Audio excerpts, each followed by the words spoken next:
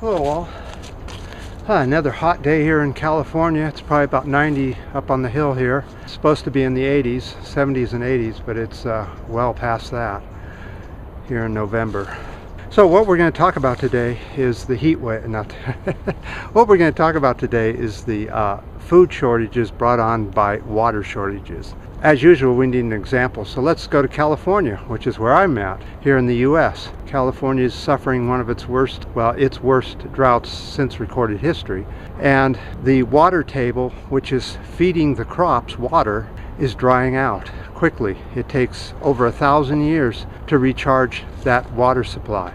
So it is a very short supply, and it is, once it's gone, it's gone. Apparently no amount of rain is going to bring it back anytime soon. So what's happening is that many of the farmers are no longer irrigating, which means that the crops are dying out. Mostly nuts and a few other things. We haven't seen a lot of agriculture go out yet.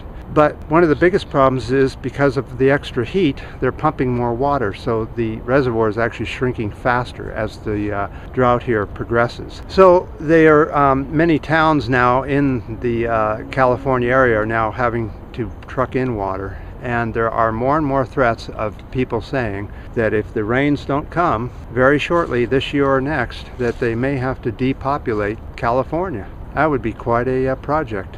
They were also talking about having to depopulate Arizona and maybe parts of Texas. But as of this morning, Texas was still getting torrential rains from the two hurricanes that came across from Mexico into Texas, causing a drought relief there, but not completely, but better than it was. California, we're still waiting. So one of the big problems is if California loses all of its agricultural land, or most of it, that's going to put serious food shortages here in the U.S. And they say even parts of the world will have shortages of melons and that sort of thing, which are grown here in California. If California loses its agriculture and its people, the U.S. will no longer be what's considered a first world nation. It will be more of like an African nation, starving to death with droughts and floods and that sort of thing. And that's what we're quickly going into. So I was wondering what was going to be the start of the big crash, you know, that so many people have been waiting for. Whether it was going to be peak oil, climate change, financial ruin. It's actually going to be none of those. It's going to be all of it, isn't it? All together, and the combination of what it brings. And by ignoring global climate change, being a denier, means that you just keep putting out as much footprint on this poor planet as you did before. You didn't improve your footprint in any way. By what you ate, how much you drove, what you drove, whether you bicycled or not, how well you kept your body in shape.